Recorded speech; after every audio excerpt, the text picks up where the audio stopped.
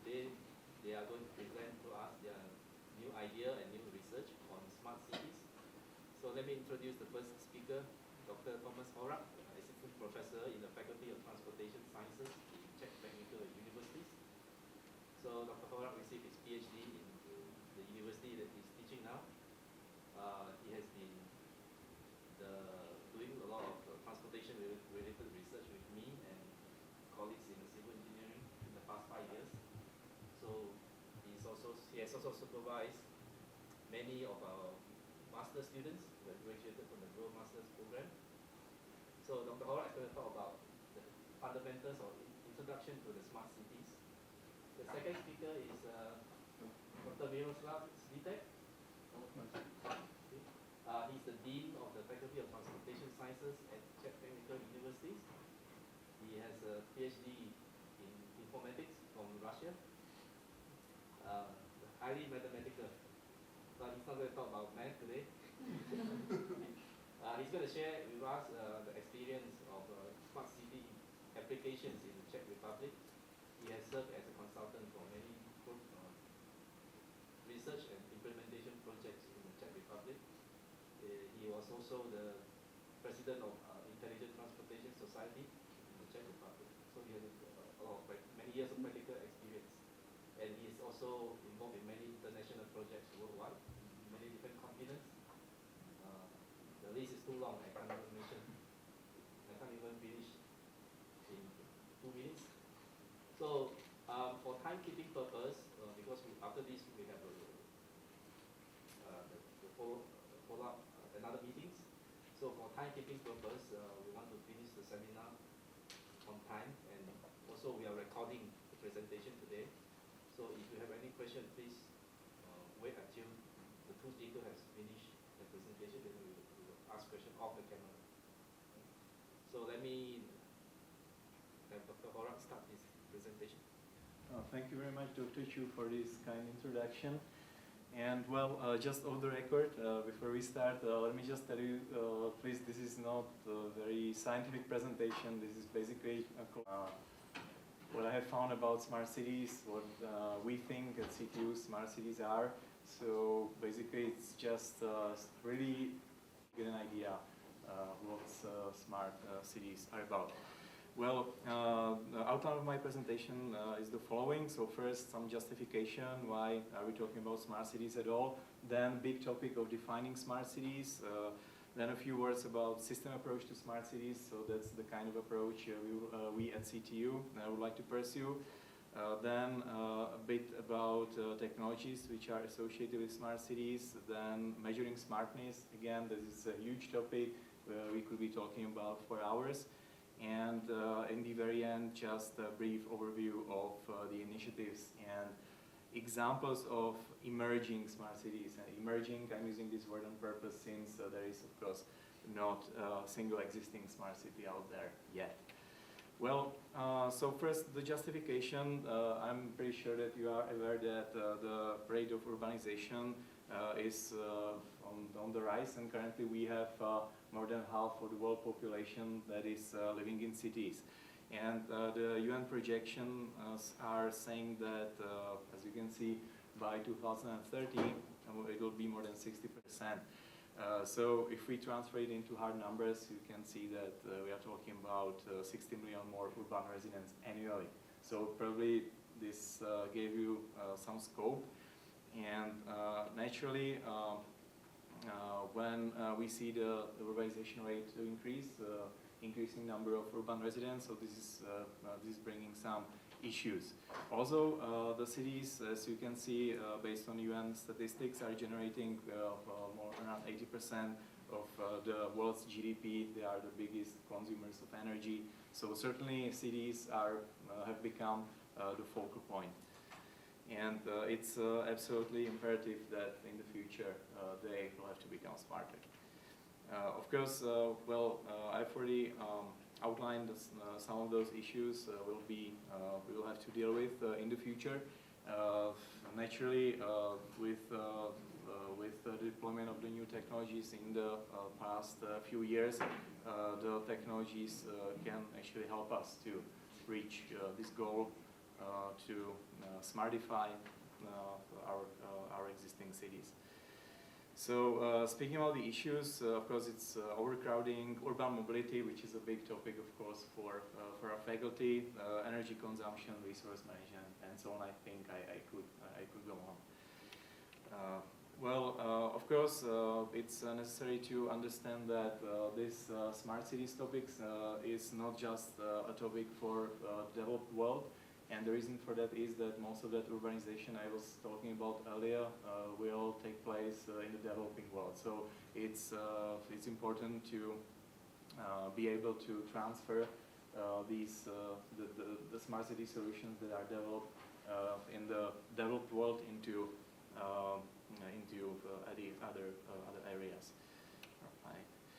Well, speaking about the possible origins of smart cities, well, in the past decades, we have seen many different terms like green cities, eco-friendly cities. I think that this could be probably considered a sort of origin like of this thinking about making cities more livable. However, for a city, when it is just green or eco or sustainable, there's no smart. So this is something that's already in the past. So we are looking not toward the intelligent, wide, or digital city. We are looking toward the smart city. It's something a bit different, as we are going to see later on. Well, this brings me to a very controversial topic of defining smart cities. Well, basically, each company, each research institution has a bit different definition of what really smart city is about. The definition I'm introducing here, it's a combination, it's a mix of IEEE and European Union definition. And so this definition says that we should bring together technology, the government, municipalities, and society. This means individual residents, people, to enable the following characteristics: smart economy, mobility, environment, people, living, and governance. So this is the perspective of IEEE and European Union. What is important here is that the ICT, the information and communication technologies, shouldn't be the goal. That's just a tool. Unfortunately, there are many companies out there, technological companies, who think that it's basically a goal, and the solution, the product they have is smart in its nature, and when they deploy it, it will make the city smart. It won't. It's just a tool. This ICT. The ultimate goal definitely should be to increase the quality of life of individual residents in a city. That should be the goal in the very end. So definitely this human dimension shouldn't be neglected. Well, this brings us also to the topic of smart people, right? I'm going to discuss it further on. But naturally, when you deploy ICT solutions, you need to, well, the people, the residents should be able to use them. Unfortunately, it's not always the case. I could give you some examples from Czech Republic, but I'm afraid we don't have time for that. But I think you understand what I'm talking about. Then system approach to smart cities, that is something we are trying to promote from our university or faculty point of view. So definitely we think that city should be understood as a system which is composed of subsystems. But what is important here is that when we would like to approach a city as a smart city, we should be able to solve the issues the cities are having as a whole. So we should be applying the systems point of view, the big picture. So just solving one of these particular areas, which is often the case in existing cities, does not necessarily bring the optimal solution. Then again, I have another working definition. Like this time, that's coming from like To the Liberty, and I put together a working definition of smart city, like from our faculty point of view.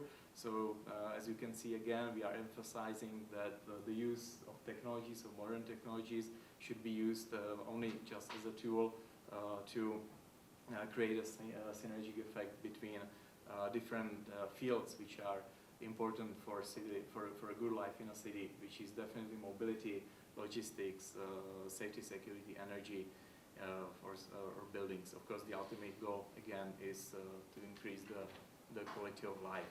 Again, we absolutely emphasize that this should be done for the benefit of the residents of the city. So it should be the goal should be to create people-oriented city. Naturally, smart cities, since we are talking about many different areas, so the topic itself is very strongly interdisciplinary. So again, let me emphasize that just technology is definitely not enough. So it should be solved as a whole. This means this is the place where system approach is vital. And of course, we need to be able to educate the people, or to bring the solutions which can be understood by the residents. And what is more important, the residents should be willing to use the provided solutions. When speaking about technologies or tools for smart cities, so definitely, I probably don't need to go into very much detail here. Internet of Things, that's something you are probably familiar with. Then definitely it's the big data analysis, so collecting data from sensors in a city.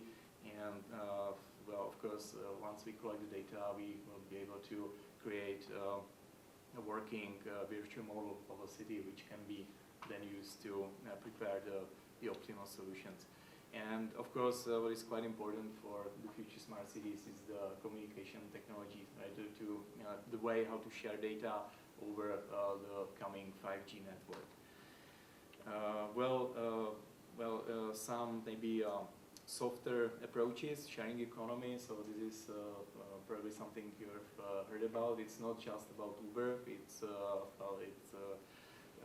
It's something that should be also used not just when we talk about the mobility of people, but also the mobility of goods, sharing of resources. So this is what sharing economy is about. Then naturally we see the automated vehicles coming, definitely in a few years.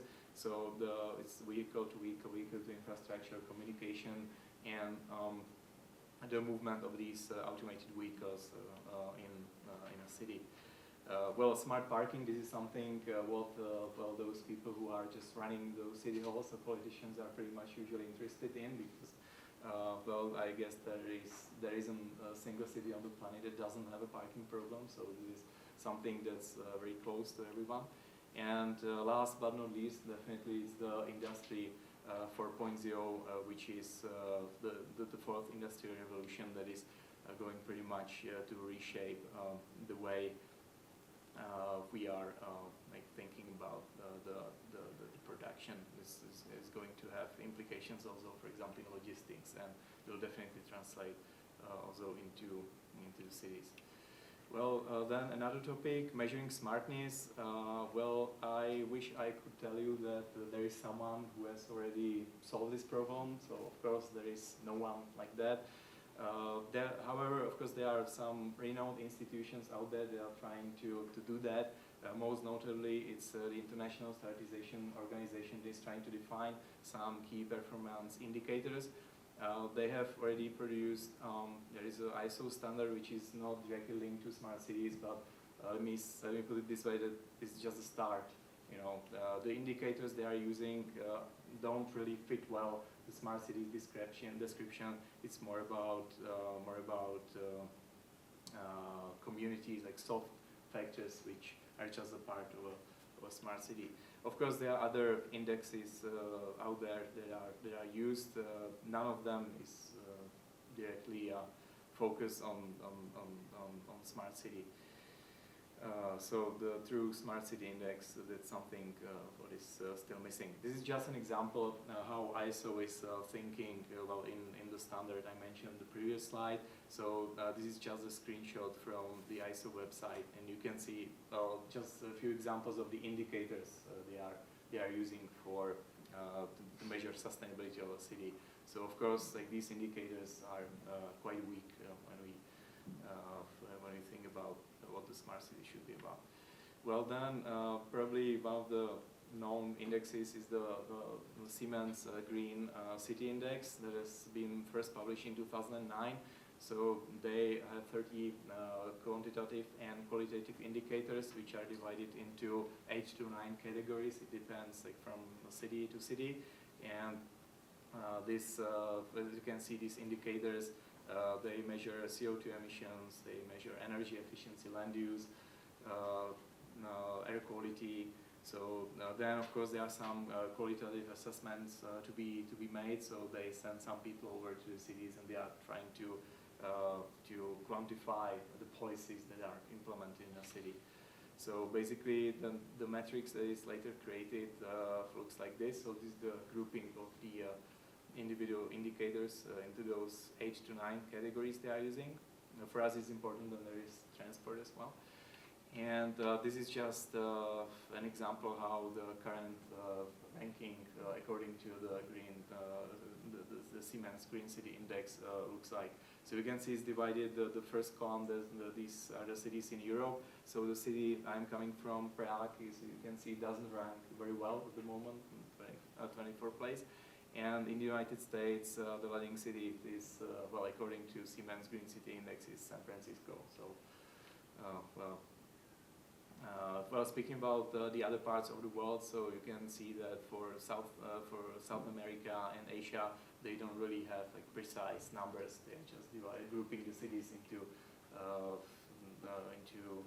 the groups, well above average, and so on. Well, another ranking that is used, probably you are familiar with this one, is published by The Economist. It's produced by the Economist Intelligence Unit, the Livability Index. So again, as you can see, similarly, as was the case of Siemens, they have 30 factors, which they divide into 5 categories. Again, you can see that this is focused more on those softer factors. They are also measuring political stability of the region, healthcare systems, culture, environment, education, and only one category is dealing with the actual city infrastructure. So in total, over 140 cities are ranked, and well, the last results you can see on the slide. So, well, it looks like we should all move to Canada or Australia because these cities are ranking pretty high. Of course, we can see that there is Finland, right? So Scandinavia, it's Finland, Switzerland. It's probably not a big surprise to see these cities there. Basically, the way how this livability index is prepared. So natural conclusion is that you should live in a mid-sized city somewhere in Australia, Canada, or Northern Europe. So now this is probably you won't be able to see it very clearly, but well, this is just historical development of this index, the comparison of the year 2010 and 2015. So we can see some obvious drops. For example, Damascus in Syria, right? So it's the very bottom now, which is not a surprise. And of course, you can see some, well, in the first livability, well, we can see that, for example, the livability increased in China, Beijing, that's on the rise, interesting, and Bratislava, Slovakia, Warsaw, Poland, so there are some developments there. And, well, then another interesting, important initiative is definitely the IEEE Smart Cities initiative. So I probably don't have to go into detail what IEEE is about, so it's probably something you know. Definitely this initiative that has been around since 2013, and the goal is to select 10 cities that will be supported by IEEE to undergo the transformation into smart cities. So far they have selected 5 cities. You can see that there is a spread across continents. So we have Guadalajara from Mexico, Latin America. We have Trento, Casablanca, Kansas City in the US, and Wuxi in China. So still they have 5 more cities to choose. So of course they have some selection criteria. We don't have to go very much into detail here. What caught my attention is definitely one of the requirements is that the administration of the city needs to declare their support to undergo this transformation. So I think that this is one of the vital things. Speaking about one of the examples, the first city that was selected is Guadalajara. So probably you are familiar with Guadalajara here, but for our students, I had to include some introduction of what the city, where the city is located, why it is important. And just to remind, for example, our students that it's basically so-called Mexican Silicon Valley, so hundreds of technological companies. So it was a natural choice, I guess,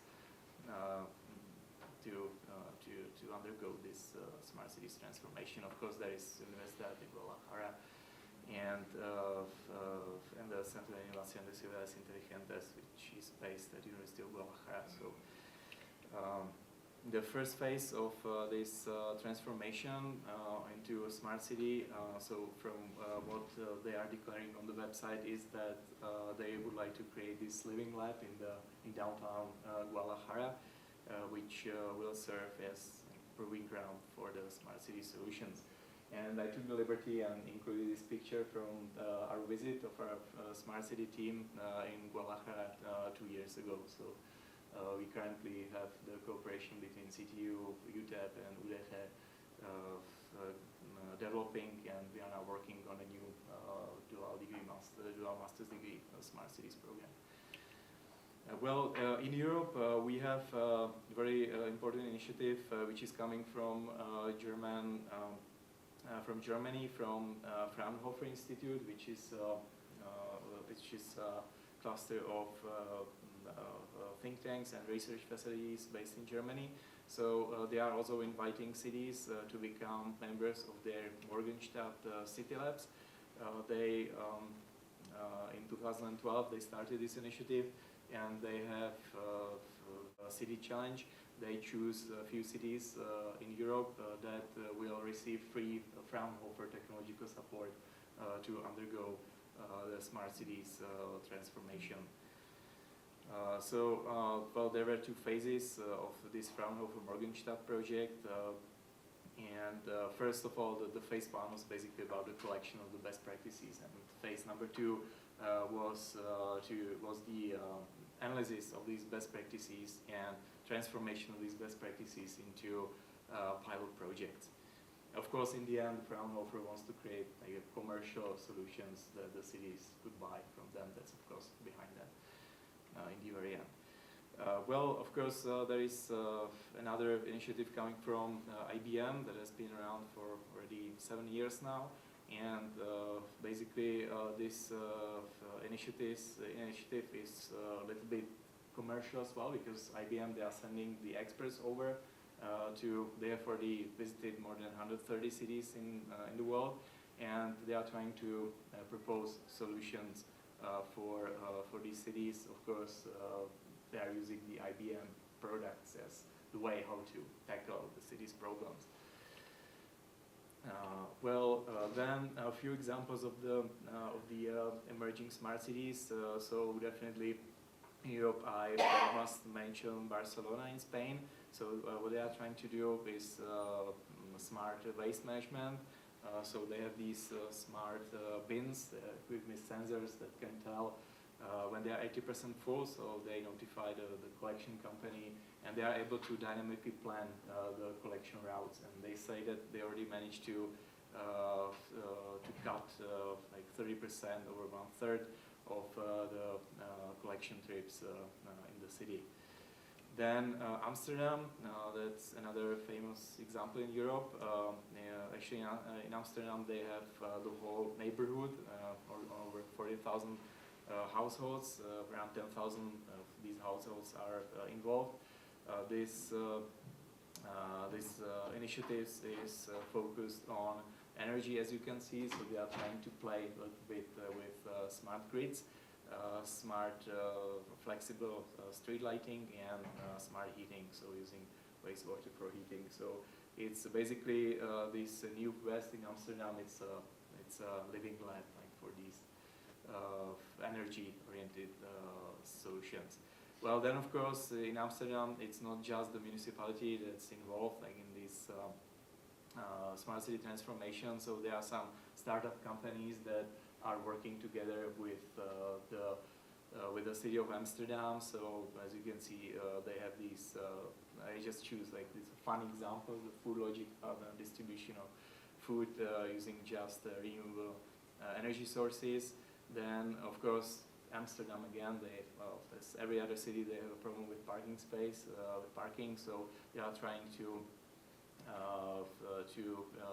introduce the measure how to pre-book the parking spaces, so you don't have to drive around, since just this driving around usually constitutes like maybe 20 to 30% of all the traffic in particular area of the city.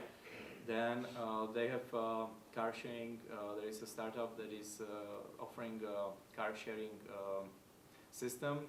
So for example, if you are just you know that you are not going to need your car in the afternoon, so you can just put it online, and well, there is this app with when you install it, so you can when you boot a car, so you just go to a particular car and you can use your smartphone to unlock it. You can drive it, you return it. So you as an owner, you are earning money, and of course you as a user, you are very flexible. You can see which cars are available in the neighborhood. You can just pick one and drive. So they also have taxi sharing application, which is already not very new, but maybe not in the US, but in Europe, for example, when we speak about Uber, so we don't have Uber Pool in Europe, so because they are just testing in the US. So this taxi sharing application is a kind of a new thing. Then let me get back to the energy. So they are also experimenting with the power sources, which are usually these solar panels that are placed on the roof. So they are trying to see what they can do with the particular people who are living in those houses. So they want to allow them to decide what to do with the energy that is produced.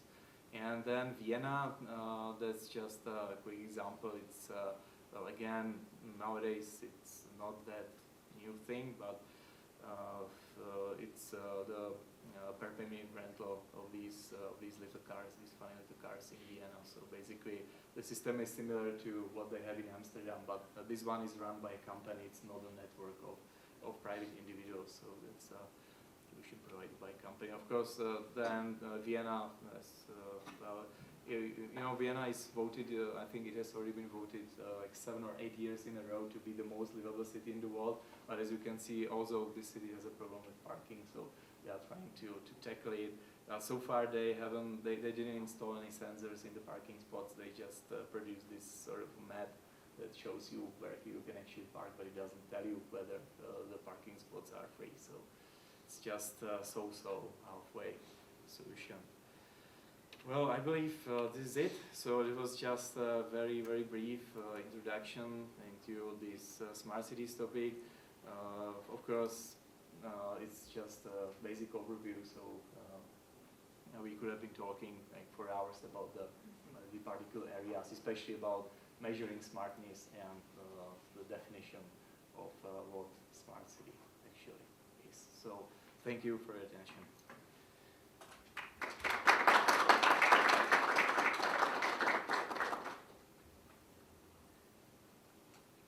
Now we will give the podium to Dr. Miroslav. Okay. We have the question and answer after his presentation.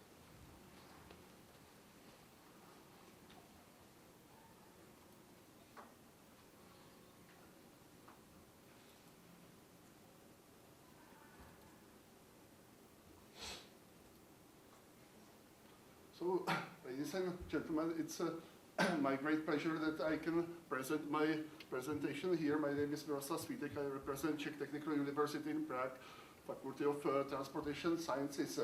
Prague is a very historical city, and we have in Prague a lot of bridges. I feel that bridge is a symbol of cooperation, and I would like to start our cooperation between Europe and America. In my presentation, I would like to follow these topics, some general introduction, cyber infrastructure for smart city, big data for smart city, cooperative intelligent transport system, because I'm from Faculty of Transportation Sciences, e-mobility, and at the end of my presentation, I would like to show some e-brain, a new brain of our cities. If you look at this picture, you can see that a lot of people now live in big cities.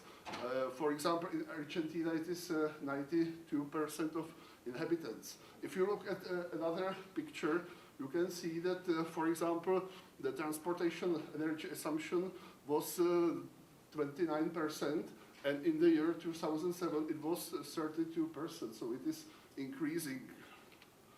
When we started with a smart city area, so we understood that the way to this topic is through services. Services could be provided to inhabitants for their commercial, public and leisure activities. Goal of smart cities is to use new technologies to minimize resources like water, gas, energy consumption, and maximize existing infrastructure. And this new technology can enable this topic.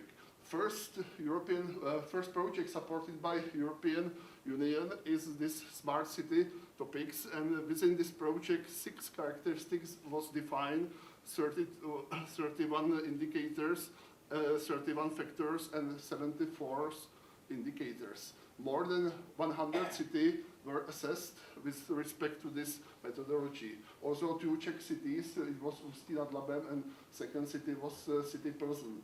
The translation of Pilsen is Pilsen, very famous brewery in our country. I am very happy that the European Union started with the topic of smart city and defined this operational implementation plan. It is the basic documents for H2020 project, and you can see 3 pillars.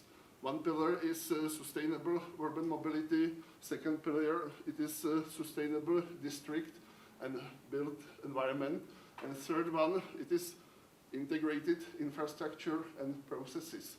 You can see also 3 layers. One is a decision, how to involve citizens into smart city, how to prepare policy regulation, how to do integrated planning. Second layer, it is insight, knowledge sharing, metrics, as was mentioned by my colleague, open data standards. And the third layer, it is very important, they are new business models, like car sharing and other models. And this is the basic document, and the whole H2020 project must follow it.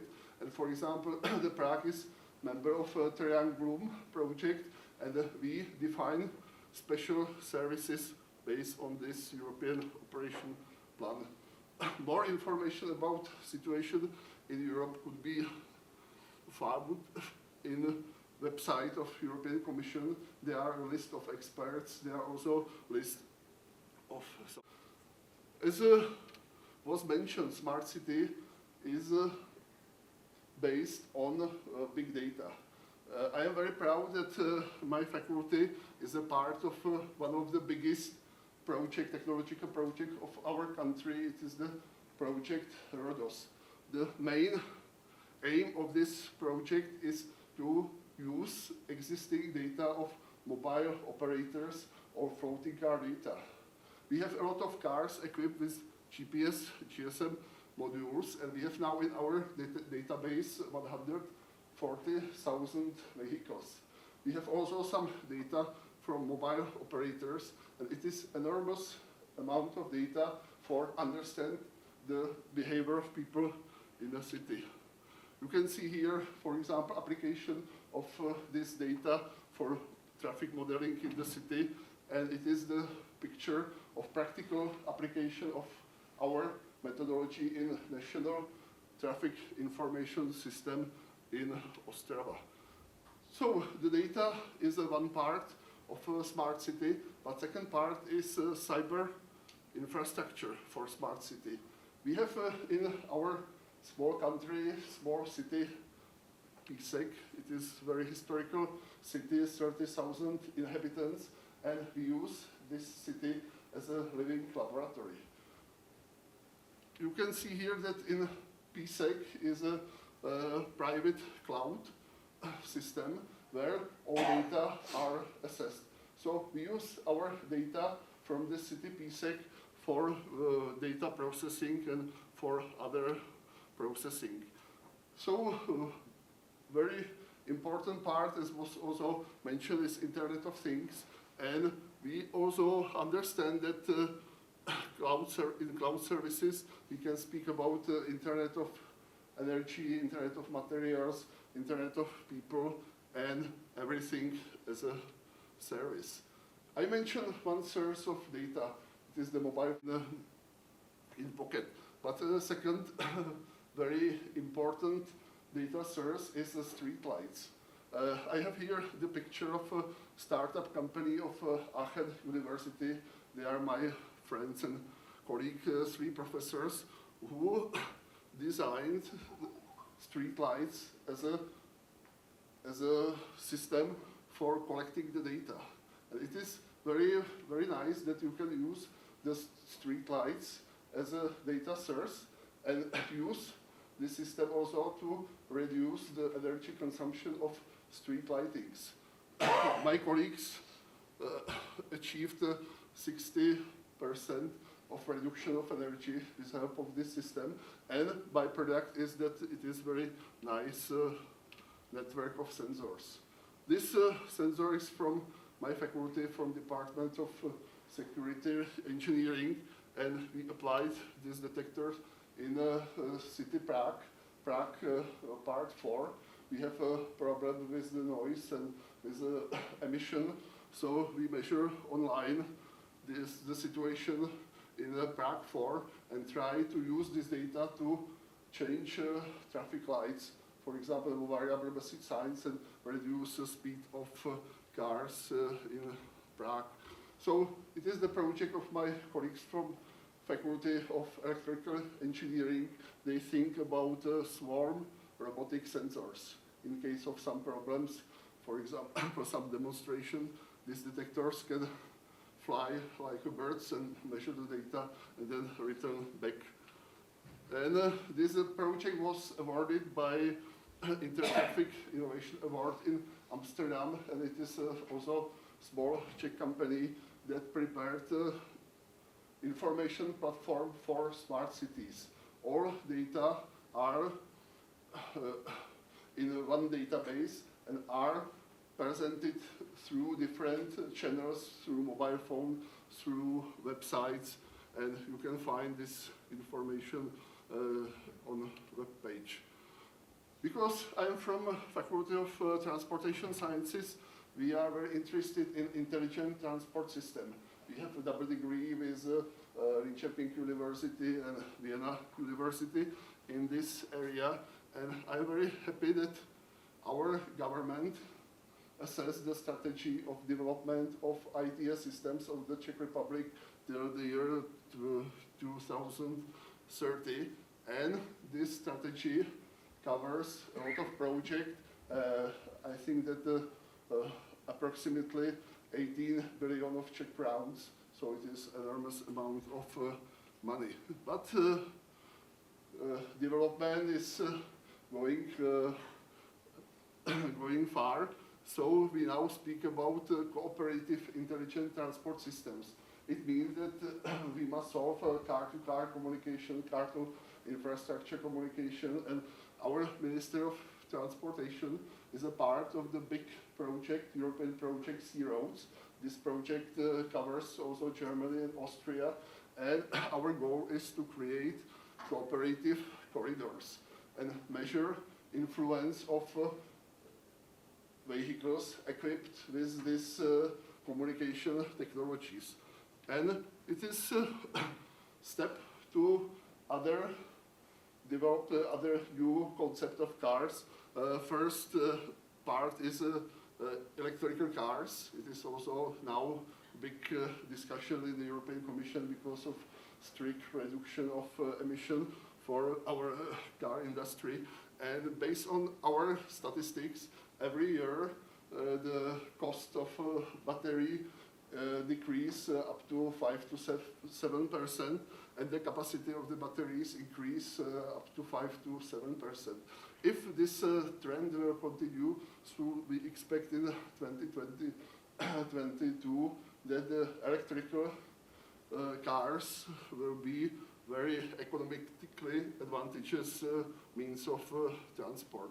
So I have here this picture because it is the part of history of our country, because František Šlžík, our designer and our constructor, developed first electrical vehicle in the year 1895 and showed this electrical vehicle in Prague.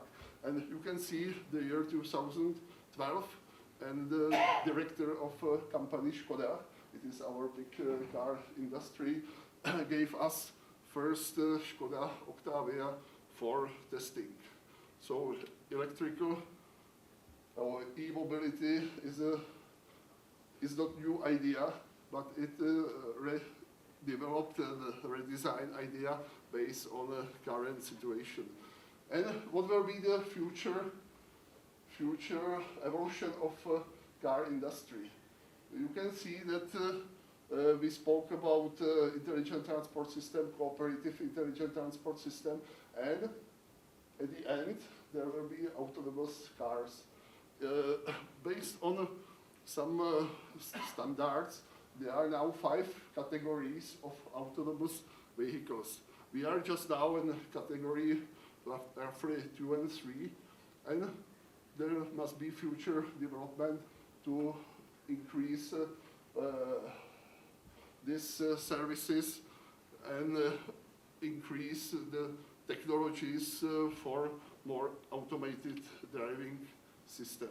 So there are a lot of approaches, but what is the understanding of smart city? I understand smart city with respect to concept Industry 4.0, fourth industrial revolution, that we have a physical city and we have also a virtual city. We use the data to tune our virtual model of the city, and if our virtual model city is very good, we can use a lot of scenarios, we can use simulation and apply and test these scenarios in virtual space. And if we choose one of the best scenario, we can return to physical city and try to apply this strategy to physical city. And look what will happen. And if my model is good, so I can repeat it. If the model is not good and my strategy and my decision making was different, I use more data. I must collect more data and tune better my virtual model. You can see also some simulation of emission of transport. You can see some strategies of traffic control with respect to energy consumption and emissions.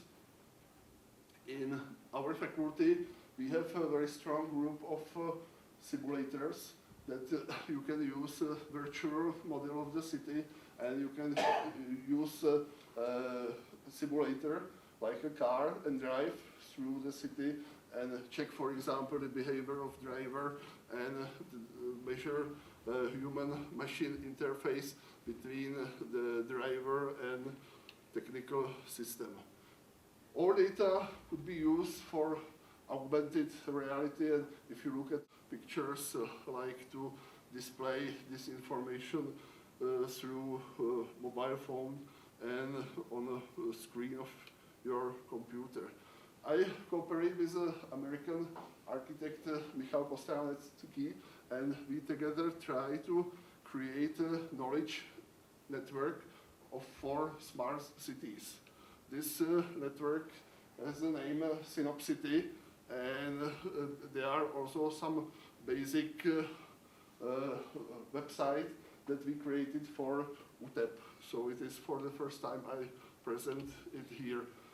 In our country, as I mentioned, smart city is very popular. I'm now president of Czech Smart City Cluster, and we have now 25 big companies.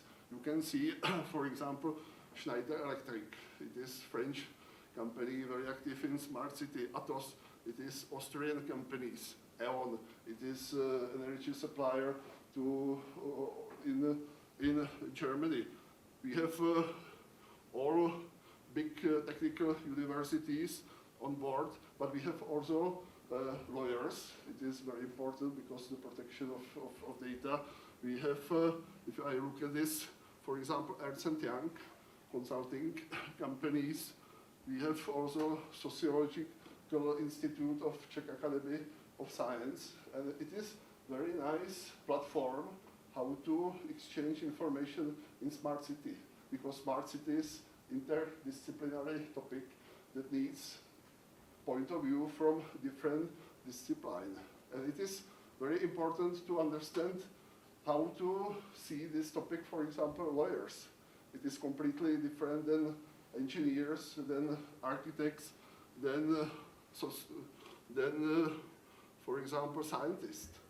So, and based on this exchange of information, and it is the reason why we created a knowledge platform, we can achieve some good result. It is the invitation to a third value of our conference, Smart City Symposium, Prague, that will take part in Prague, 25th and 26th of May of this year. I'm asked many times to explain the word smart, so because it is not easy, I prepared this picture that on one side, left side, I have inhabitant, I have a society, I have a family, I have a politics, I have some human factor.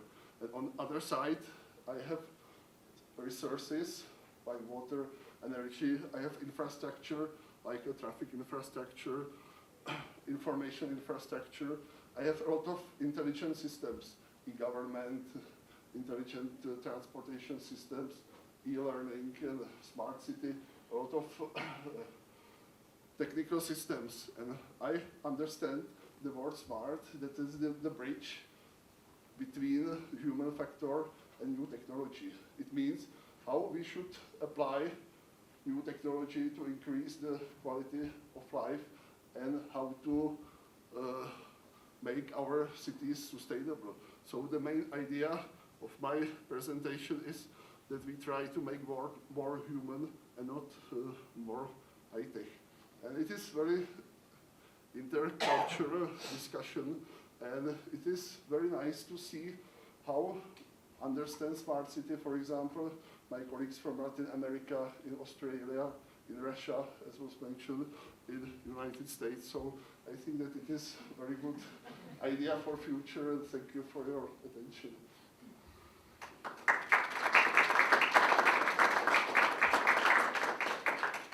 This is from Mexico.